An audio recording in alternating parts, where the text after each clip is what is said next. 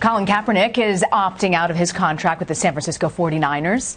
The 29-year-old quarterback is leaving the team after more than 5 years and plenty of controversy. Bill Ryder is a national columnist for CBS Sports. Okay, Bill, so do we have any idea where he's going?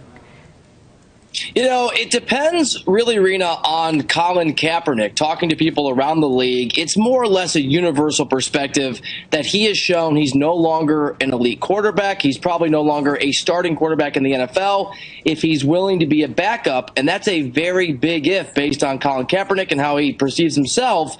Then there's several teams that'll take a look, bring him in, allow him to compete for a job. If he wants to be a starting quarterback, a place like Cleveland might have made sense. They're not interested, and it could be a long search for him to find the job that he wants.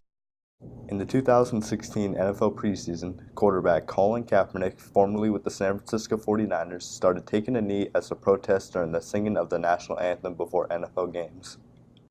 At the end of the season, Kaepernick would be released by the 49ers, and despite many teams having pronounced needs at that position, no team afterwards signed Kaepernick. Some would say that Kaepernick just isn't a good quarterback, but I believe Colin Kaepernick is being blackballed by the NFL for taking a stand against social injustice. But why did Kaepernick start the protests in the first place? Well, it all started with the number of reported police brutalities against unarmed black Americans, such as Alton Sterling, Michael Brown, and Tamir Rice. Ultimately, it's to bring awareness and make people, realize what's really going on in this country.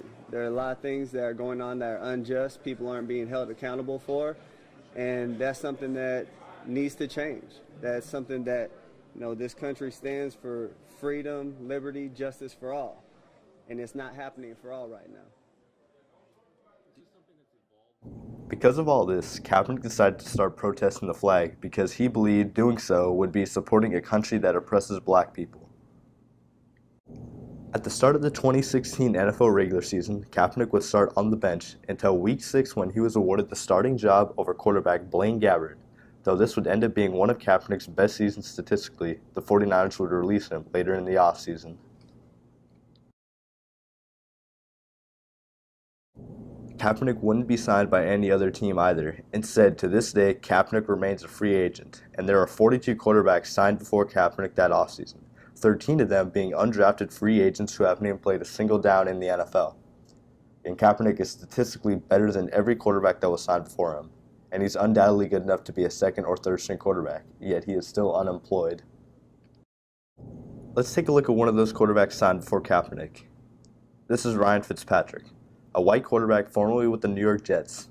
Out of all 32 starting quarterbacks in 2016, he had the worst season statistically, but he was signed by the Tampa Bay Buccaneers for the 2017 season, and even got to start a couple of games. The difference?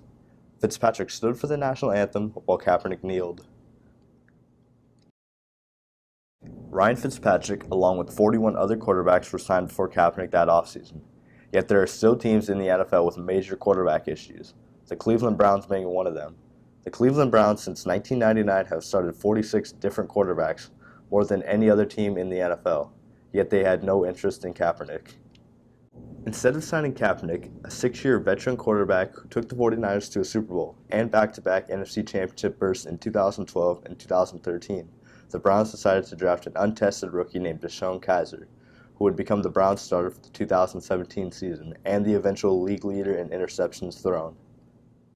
Just in case you missed it, let's go over that again. DeShone Kizer, the 2017 league leader in interceptions, was picked to be the Browns quarterback over Kaepernick, who was tied for 6th best in 2016 for touchdown to interception ratio. Only Tom Brady, Dak Prescott, Aaron Rodgers, Matt Ryan, and Derek Carr were better. But let's put stats and all that aside for a moment. There has been a lot of criticism directed towards Kaepernick for the act of kneeling itself, implying that it doesn't matter how good he is, he doesn't deserve to be in the NFL for committing such a despicable act as kneeling during the national anthem. Wouldn't you love to see one of these NFL owners, when somebody disrespects our flag, to say, get that son of a bitch off the field right now, out, he's fired. He's fired! But as a veteran, it's insulting. If someone, there are different ways to protest. If you stand for the national anthem because you're allowed to play the game because of the flag, because of the people. When I see I see the flag, I think of Iwo Jima, I think of Normandy, I think of the guys that went in the Bin Laden compound, I think of 9/11, right? After the anthem, then take a knee. How about everybody wears a black glove or something like that? Protest in a different way. But we got people that don't understand what's going on. Colin Kaepernick, where's he playing today? Oh, that's right. He does have a job. I truly believe Colin Kaepernick is being blackballed by the NFL, but there isn't any way we can help him get signed by an NFL team. But I believe we can fight this injustice by supporting movements like the Black Lives Matter movement and its Take a Knee protests.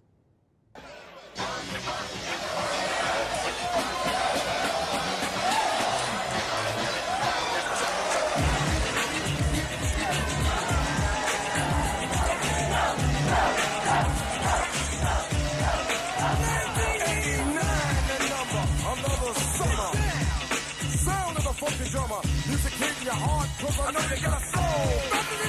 Hey, listen if you're missing, y'all. Swinging while I'm singing. Hey, giving what you're getting. No